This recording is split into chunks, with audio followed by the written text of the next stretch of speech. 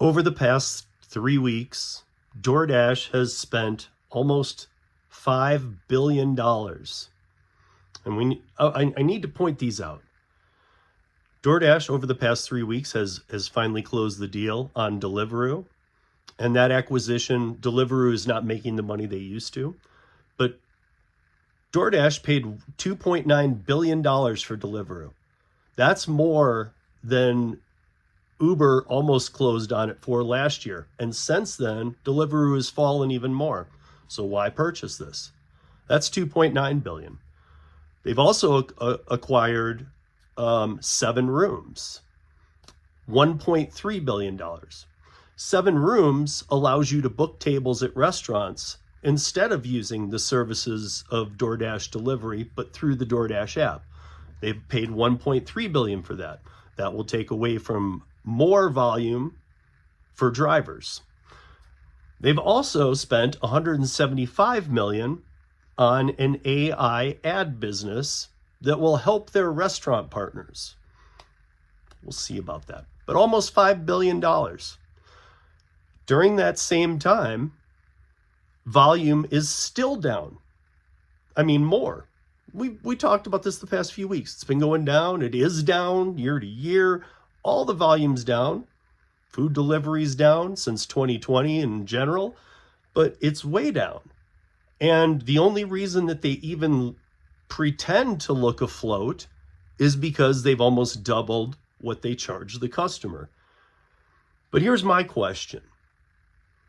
If drivers are being paid less than ever, if tips are down and tips are not being pushed by the platform, and drivers can't make a living wage, autonomous is nowhere near, investors want to know, are the drivers able to make a living wage? Because if not, we now know autonomous robot delivery is nowhere near.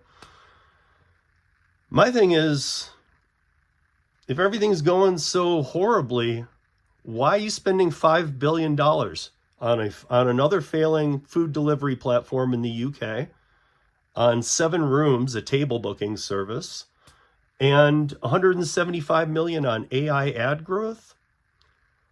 Welcome to 13.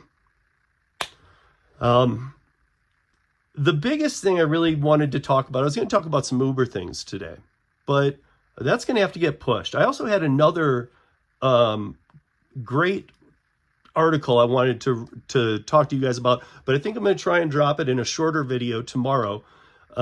It's the gig economy benefits freelance workers until regulation steps in. That's the title of the article. And hopefully I'll do a video on that tomorrow. We'll see. But what I really wanted to bring about with the reason that really kicked me into DoorDash Overdrive 413 this week was because of what's going on in Canada. Yeah, Canada. With the FTC now deep into looking into the RiCO case that is involving DoorDash, with Uber suing DoorDash in the United States, with all of this, with all of what I just told you, spending $5 billion on platforms that peaked 3 years ago, and are also descending just like DoorDash. What DoorDash thinks they can save it. Obviously, for those of you curious, why would they do that? They're just trying to establish a footprint out of country, bigger than they already have, in the off chance that somehow magically the platform starts bouncing back. But on Monday, the Canadian Competition Bureau announced, and that's their version of the FTC, announced it would be taking legal action against the San Francisco-based company, as well as its Canadian subsidiary DoorDash Technologies Canada. I know that gets confusing because they're both DoorDash, right? The antitrust watchdog said that the company had consistently promoted its services at lower prices than customers were eventually forced to pay, in violation of the Canadian Competition Act, while misrepresenting certain fees as taxes rather than discretionary charges. thank you, Canada, for getting on board with this, because this is what goes on all the time. The lawsuit stems from DoorDash allegedly advertising food and other items at prices far lower than those customers eventually paid, meaning in that same transaction, and engaging in what the Bureau refers to as drip pricing, a sales tactic in which customers are shown an initial lower price with additional fees added later in the purchasing process, like, as we'll call it, flow screens. So as the customer's ordering, each screen seems to be tacking on a little more. These include delivery costs, as well as regulatory response and expand range fees. So what they're doing is they're saying, hey, look how cheap you can get this item.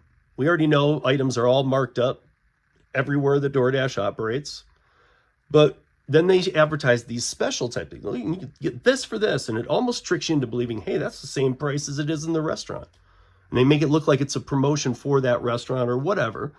But what they are saying is this drip pricing is throughout those flow screens, making up that difference and actually making the item their same normal price, so that you're not saving a damn thing. A Bureau investigation found that consumers were unable to purchase food and other items at the advertised price on DoorDash's website and mobile applications due to the addition of mandatory fees at checkout. We all need transparency, guys. Colorado's not perfect yet, but like I keep saying, it's a hell of a lot better than not having it at all. So the announcement read, describing the practice as deceptive, no brainer, as consumers are not presented with attainable price up front. Meaning we charge 140% of each item, but look, this one's only the normal price. And we're still going to charge all our fees, but it's only the normal price today. But that same item will become the same 140% or whatever it is that they're charging for that item on any other given day, because they're going to do it through the checkout process. The Bureau alleged that DoorDash has been engaged in this alleged conduct for close to, how long? A decade. 10 years. And through this drip process, you ready for it, guys? Has acquired $1 billion plus what it already acquires from its fees. That's not built in. $1 billion on top of all what they take in their processing and fees where they're not transparent anyway. On top of all that they take in, there has been $1 billion in the decade that has come from this drip pricing. I mean, it's unreal, guys. I don't know how anybody at this point even uses DoorDash. And I know a lot of you DoorDashers, you're hustling, you're grinding, you're doing everything you can. I talk to many of you all week long. I do some myself just to see what's still going on with it. And I have my hit and miss orders, but nothing's great anymore. Those days are gone. I mean, at best, it's good. I had a decent day on DoorDash. You never hear I had a great day. I had a banger day.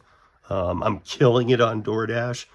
Those are from 2020, 2021, early 2022, and even maybe into 2023. But since then, it's all been garbage.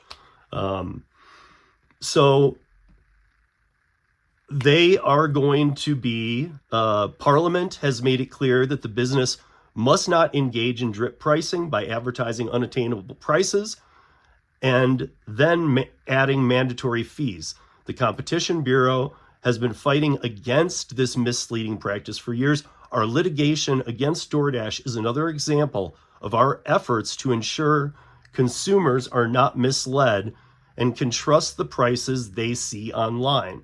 We urge all businesses to review their pricing practices and make sure they comply with the law. This reminds me of a law that goes into effect in Florida in just how many? It's June 14th.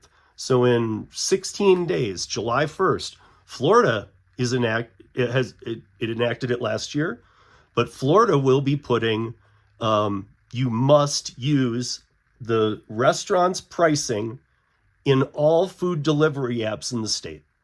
So DoorDash, Uber Eats, Grubhub, I'm sure Florida has some other ones, but let's stick with those, especially Uber Eats and DoorDash. They must now list the item price, and it must match what the menu item price is in a Florida restaurant. So will they start, what I think you'll see happen at first is fees and all this are going to be double what they used to be in Florida, because they're going to do this drip pricing. So why is this important? Because if this wins, they're trying to get back the whole billion. They're actually, like up in Canada, they're willing to shut this company down. So will Florida learn from this? I think that us here in Colorado, with the transparency, I think what Florida's doing is great. I think we're going to see some discrepancies, though. We're going to start seeing, oh, wait, McDonald's on DoorDash, all the items are this. And here in Colorado, they're this. In Florida, they're this. And they match the restaurant now, but the fees are more. And in Colorado, they have to be transparent. Everything's falling. The Wizard of Oz has been exposed. I don't want to say game over, but DoorDash has had years to get in line regulatory, and they could have even done so without us having major state regulations. Those days are over. State regulations are coming to every state, some worse than others, but at this point, I can almost say every state. There's a few that I haven't touched base with, but I'd say under 10. So 40 states for sure, you will be getting some regulation. And it's because this company has insisted since inception on practicing and building its business by deceiving its customers, its restaurant partners, and its drivers, and its investors. I think we're in for a very interesting finale to all this. Will DoorDash be around in 5 years? I used to say for sure. There will be other food deliveries around, and I see everybody onboarding and multi-apping as you should, but will DoorDash be around? Enough lawsuits and they won't. And that's 13 minutes of gig news in just under 13 minutes. Peace, y'all.